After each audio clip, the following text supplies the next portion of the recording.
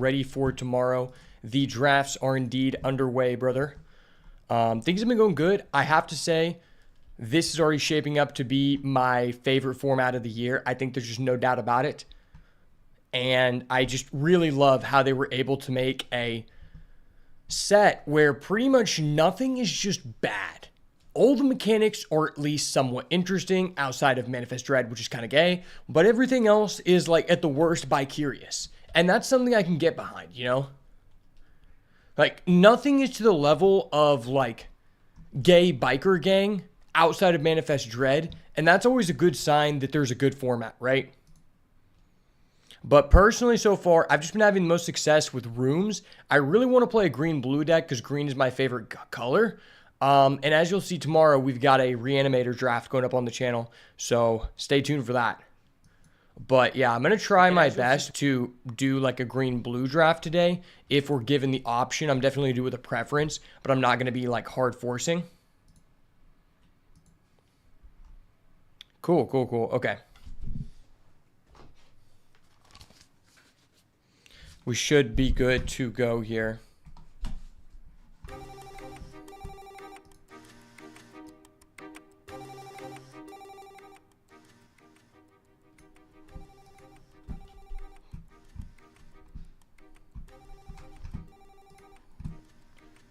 Let me make sure my stream is going on Rumble.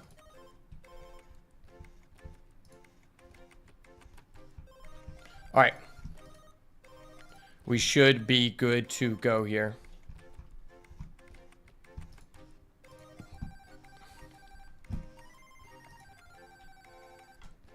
Yeah, I'm going to try to be consistent as possible with these videos, but I've been working on some other projects, so I'm going to try to get out at least 2 per week.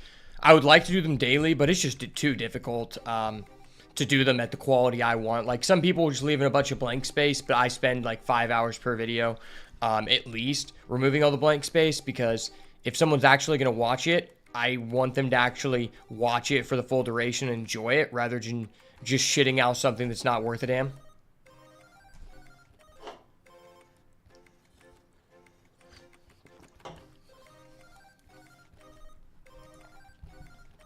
All right, welcome back to another Duskmourn Draft on the channel. We're starting off with a really fun rare, one of my favorites in the set, Central Elevator Promising Stairs. This has served to be like a solid B- build around in a all-control room deck where your deck has all these controlling properties but no ways to win the game. It sounds really bad, but actually, like, as long as you're not first picking this card, you just get it for free in the draft. It actually just makes your deck better as long as your deck is good.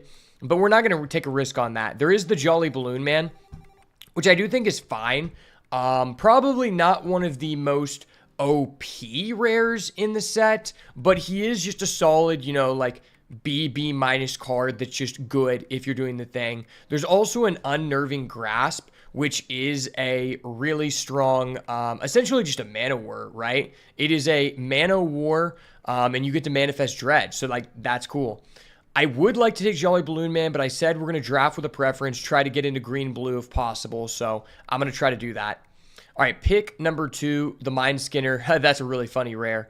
Honestly, this thing is just, it's just too fragile. Like, and it takes so much to get triple blue. Even if you're mono blue, I still think it's hella sus. There is an Altanac, which actually Altanac has turned out to be a card that I'm pretty decently happy with.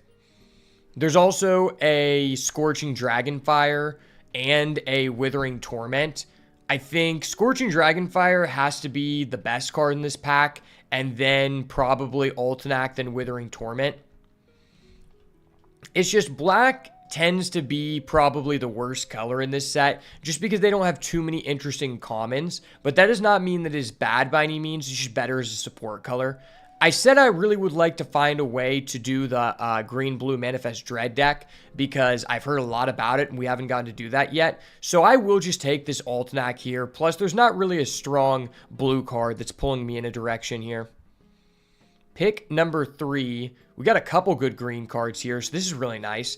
Under the Skin is actually a very, very nice one because the way this card works, you actually get to resolve it in the order of the effects. So we get to send a card to our graveyard before selecting a permanent to return, which could turn out to be pretty good. There's also Enduring or Fear of Exposure. Fear of Exposure is like a fine, I think it's just like a C level card, right? CC plus, whatever you feel it is. There's also Moldering Gem, which I think is a good one too, especially if you're trying to play in the Jund space. This card can enable you to splash, and as well, if you got big things like Altanat can be a good one for that. And it's just a good card in the Manifest Dread deck, but so is Under the Skin, just more at a premium level, so we're going to go with that. Starting off pretty good here. Now, this pack doesn't seem to be as high power level. It seems pretty flat overall. In blue, there is a Vanish from Sight, which is okay. Probably better than a lot of people would give it credit for, just because there's a lot of value in bouncing in a format where there's a lot of cards that just give stuff counters. There's a lot of enchantments that lock things down. You can get your creature back. Or, I mean, you can get rid of their enchantment that's on your creature. You don't have to target creature. You can target any permanent, which makes this card a lot better than previous iterations of the effect. There's also a Flesh Burrower, which is also pretty decent, but I feel like it's probably not as good as Vanish from Sight. And also, I just feel like I feel like Flesh Burrower is better in a red-green deck where you're looking to be a little bit more assertive. I'm just going to go with the Vanish from Sight. All right, well, not a lot of things here I'm super interested in. I don't really like taking a second Vanish from Sight here. I could be convinced to take a card from another color just to stay open because this set does promote flexibility, and I think that's just what I am going to do here. Yeah, so we can go with this Split Skin Doll, I guess.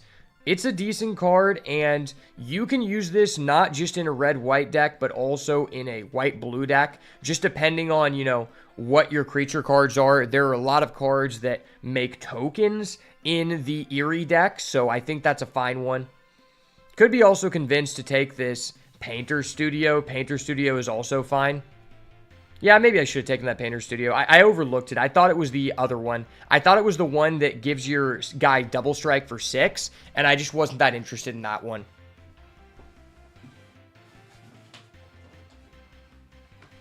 Okay. A lot lower power level cards here.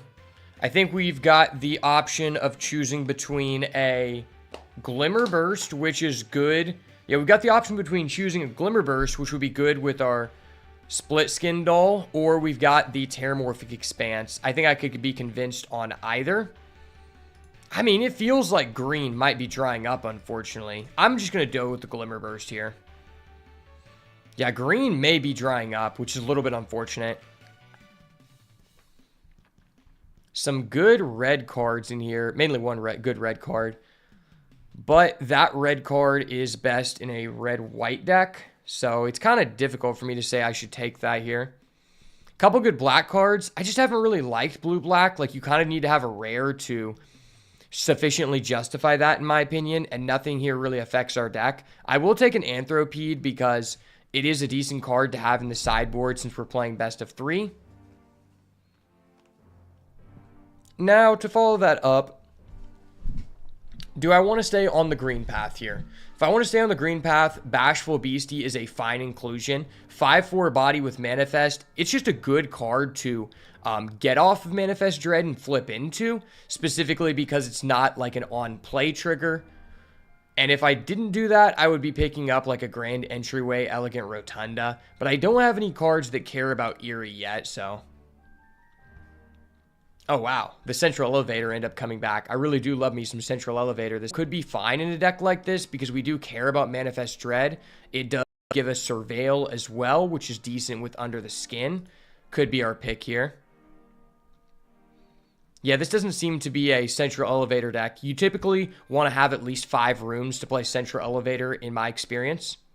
And it doesn't look like we're going to get really anything here going forward. Check our enchantments. One makes this card quite a bit less desirable. If we need to pivot it into white, though, this could be an option.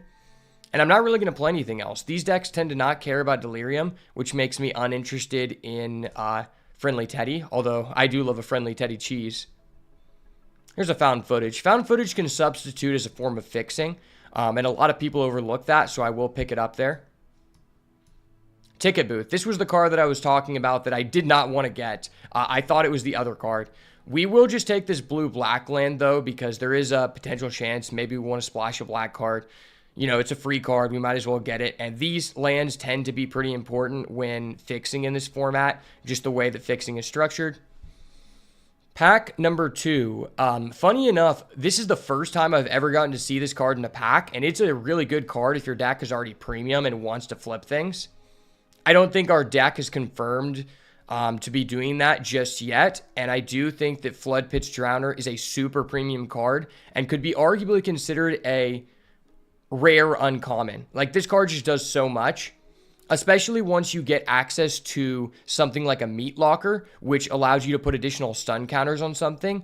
It turns this into a more versatile piece of interaction, and the cost of 2 mana, that's really great. Of note, there is a Unable to Scream and the Zealot and the Manifest Dread that we could all hope to get back here, but this card's just too good, and we already only have 1 2-drop, so another Ticket Booth. You hate to see it. Not a fan favorite of that card on the channel. Could go with the Wary Watchdog here. So at this point, I kind of need to commit to something. I feel like I'm just going to commit to blue-green.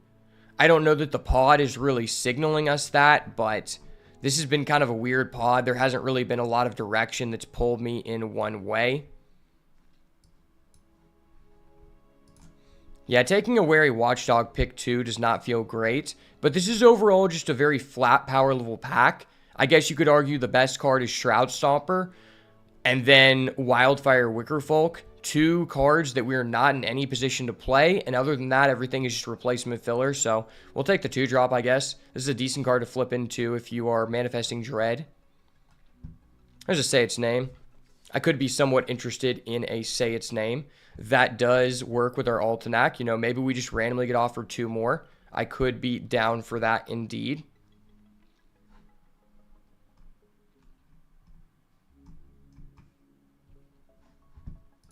Probably just best to take the Say Its Name. Yeah, that's probably the best card in this pack for us. And then maybe that Bashful Beastie. But Bashful Beastie is just a card that I don't really need a second one, and they tend to go pretty late. Yeah, I'm just going to go with the Say Its Name.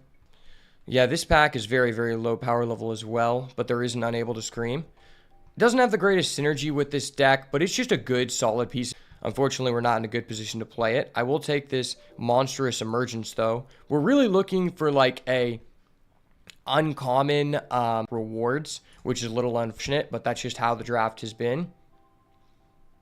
Another Monstrous Emergence or another cares a lot more about having big things, which makes me think this card is probably just better for what our deck is trying to do.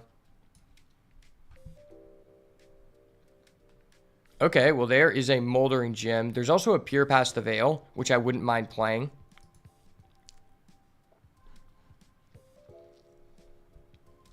Instant Sorcery Enchantment Creature. We're not that terrible at getting Delirium.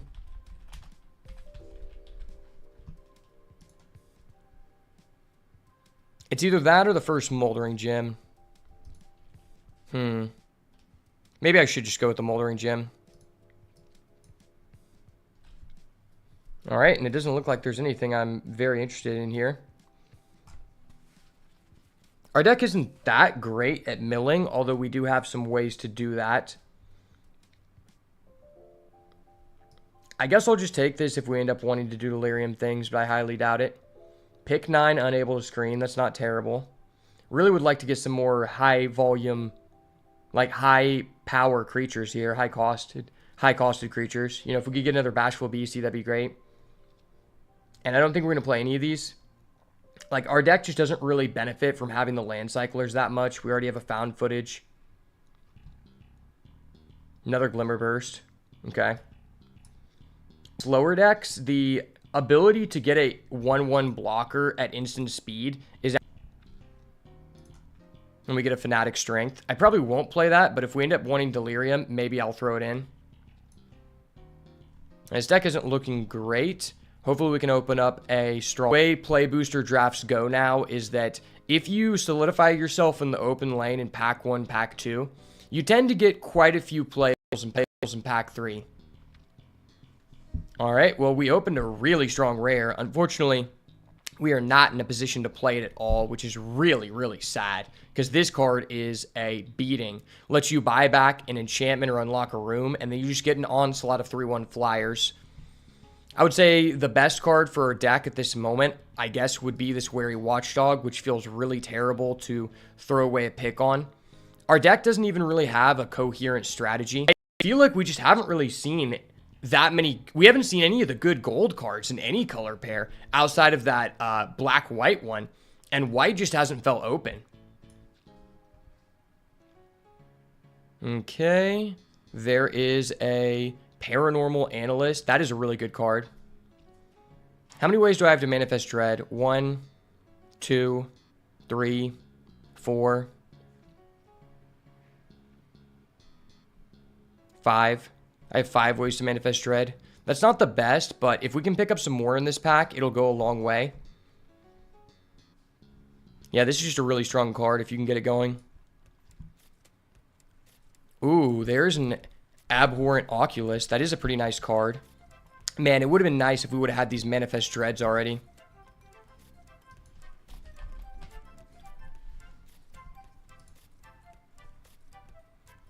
I mean, this card works really well with our deck. You know, we may not be the best at putting cards in the graveyard, but if we're able to get it done, this is going to be really, really nice. I'm going to go with this. I haven't gotten to play with this yet, and I've heard good things. Ooh, okay. There, just in any deck, honestly. Good tempo card for slower controlling decks. There's also a Cryptid Inspector, which I think tends to underperform, if I'm being honest. Okay, well, there is another Unnerving Grasp. That is good. Another good way to manifest Dread, slow down the game. I guess I will play a Cryptid Inspector. This is what our deck's looking like. I would like to be able to probably... Our deck also only has 9 creatures, which is pretty terrible for a Manifest Dread deck.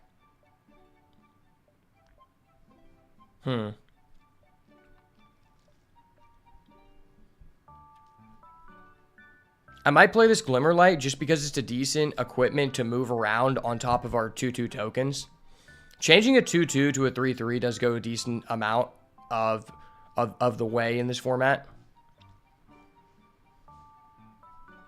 Get out, I guess. Okay. Yeah, this draft just looks terrible. We don't really have a solid way to win the game, which is really sad. Tail of Tameo, that's hilarious. I mean, I guess I'll just rare